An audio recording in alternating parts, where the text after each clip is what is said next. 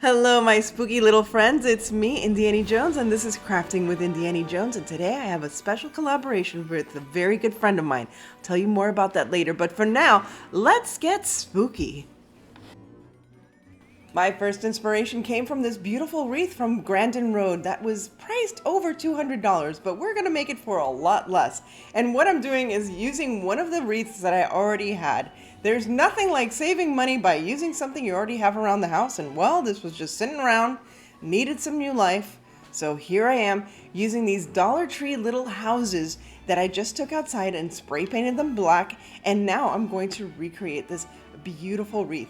Now what I did was take a little piece of wood that I also got from the Dollar Tree, painted it black, just to give a bit of a background to the little house. Because the little house has windows and a door, I didn't want it to just show off the door of my front door.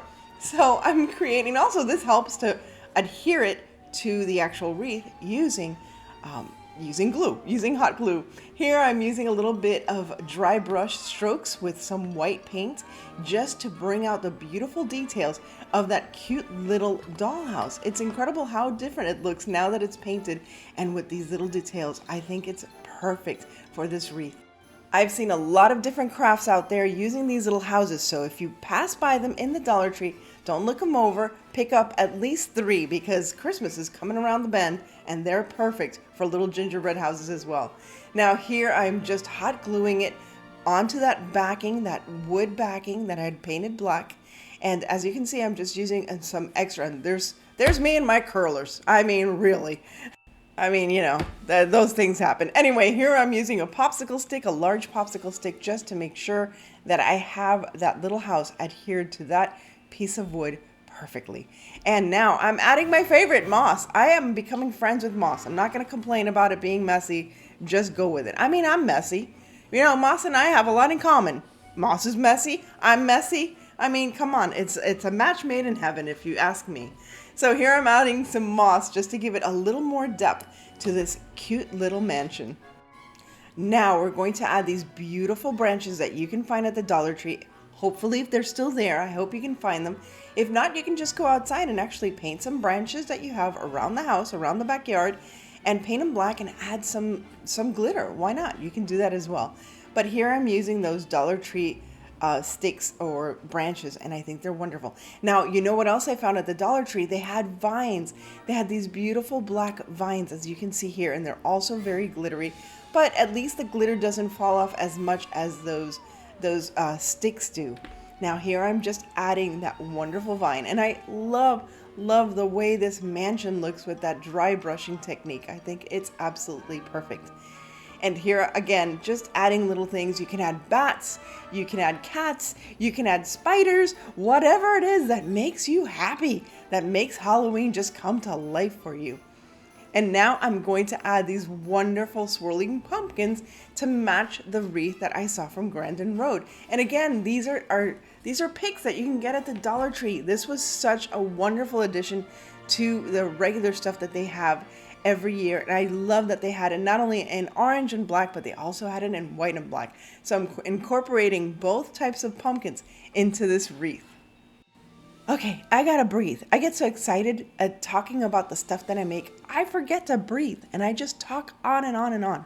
But I can't breathe. I gotta make a bow. So here I am adding a bow with beautiful ribbon that I found at Hobby Lobby on clearance. Plus this Dollar Tree. I love this Dollar Tree Harlequin orange and black ribbon as well. Whatever ribbon that you have on hand, just put it together and add it to the bottom of the wreath and you are pretty much done. Can I tell you how happy I am?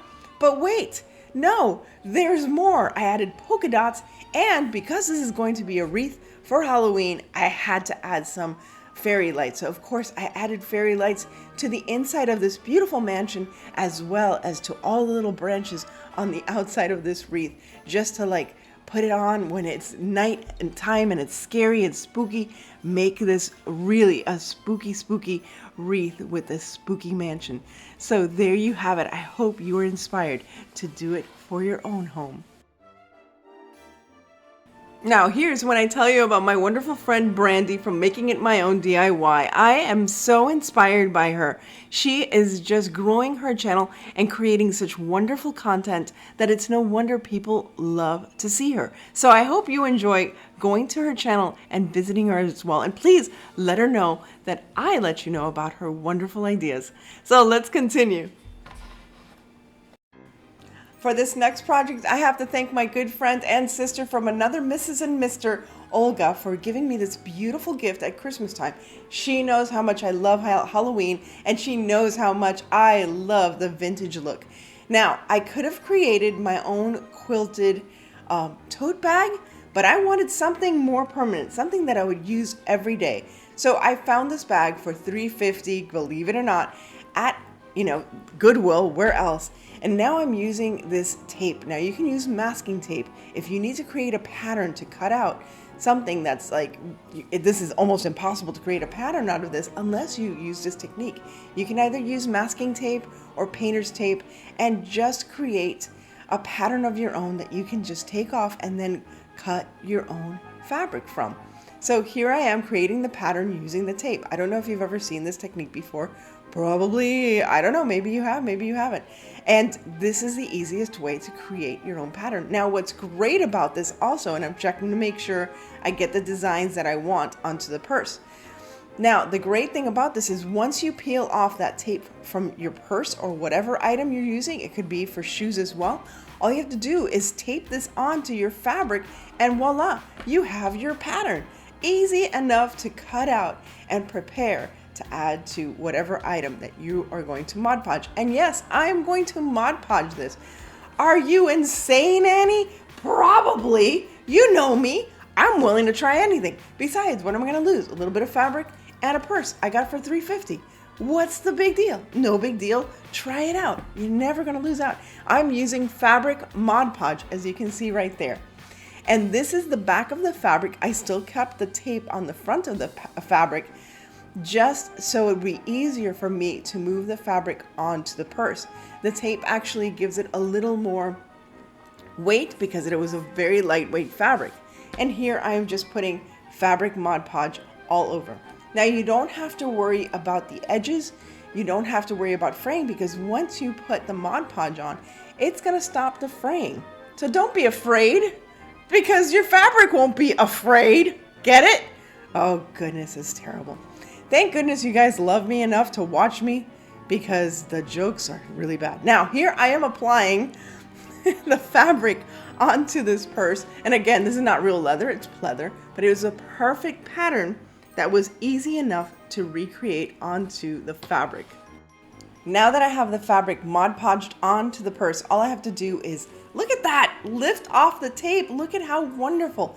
And I'm able to just make sure there aren't any bubbles. That's all I'm doing here is making sure there aren't any bubbles. And again, wherever there was a design that I needed to cut out of the fabric, that's what I'm doing here. Again, because it's dried a little bit and it's not stuck onto the material yet of the purse, I can still cut out the areas. But again, the fabric is not going to fray, which is awesome. And now all I'm going to do is add a little bow or add a little ribbon. But before I did that, actually, I remembered to go back and add an extra layer of protection. So here I'm adding the beautiful super gloss because I wanted this to look leathery and glossy and beautiful, and it adds an extra protection. So I did 2 coats of the super gloss. I tried to make thin coats of super gloss, as you can see here.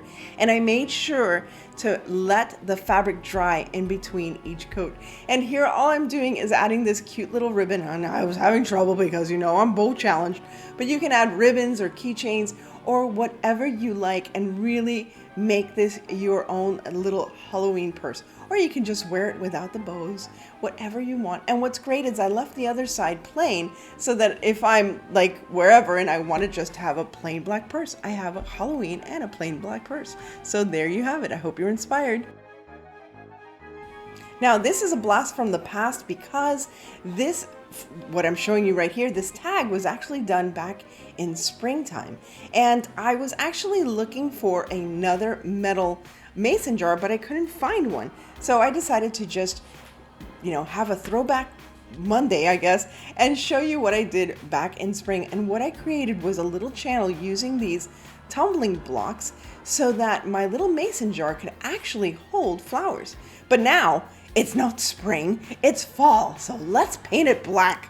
Let's do it. Let's just, put some paint on there and just make that little mason jar black, because that's going to be perfect for Halloween. And these mason jars, if you can find them, like I said before, don't buy one, buy three, because I cannot find them anymore and I love them. Now, to add a little more Halloween love, I suppose, I'm going to create, a little pumpkin, a little jack-o'-lantern with these wooden pumpkins from the Dollar Tree, and really creating it into a pumpkin with the little lines. And then I'm going to create a little jack-o'-lantern face, and that's what's going to be on top of the little mason jar. And I think it's just adorable. Now, again, I can use this as a wall hanging, or I can use this instead of a wreath. Not that I would want to, because I have enough wreaths to put them on I literally have a Halloween wreath on every door in my home, on the inside and the outside of my doors, and given some away, and have some on my office door. I only have one office door, but who knows, I'll bring some more to the office. Everybody likes it when I decorate the office. They're like, oh boy, here comes Annie with the pumpkins again. What else is new? So now I'm using those wonderful picks. Those wonderful picks from the Dollar Tree with the glitter that just, spreads glitter all over the home. And I like it. I don't mind the glitter. And adding a little trick or treat sign and those little pumpkins. And you have a perfect little wall hanging anywhere in your home. So I hope you try this out as well. Did you think I was gonna forget to leave you with an indie quickie? No, of course not. So here I am using this little frame it was a double glass frame, and these beautiful napkins. Check this out, from the Dollar Tree. I love this. It's so goth. It's so cool. I love it with the crow and the crow or the raven or whatever it is. Is it a crow or a raven? What's more? I use both, I guess. And a little I think that's a poison jar. Yeah, it's a poison jar. And now I'm just going to Mod Podge it to the glass. Now, I made a mistake. I wanted to Mod Podge the image onto the glass. In other words, I should have flipped it so that the glass, you know what I mean? I should have flipped it over and Mod Podged the image onto the glass, but I did it. It doesn't matter. It doesn't matter. It works out both way, either way. But what I loved about it is because this was a double glassed frame, I could put these beautiful fairy lights once again inside. And I have a link to these fairy lights in my Amazon shop. And just add the glass on the other side, and there you have it, this beautiful wall hanging, or you can have this on a tier tray or on your office desk. Once again, I'd like to thank Brandy of Making It My Own DIY for this wonderful one-on-one collaboration. As I said before, she is really a source of inspiration, so I hope you're inspired to stop by her channel and let her know I sent you there. Thanks again, Brandy, for being always so kind and so supportive.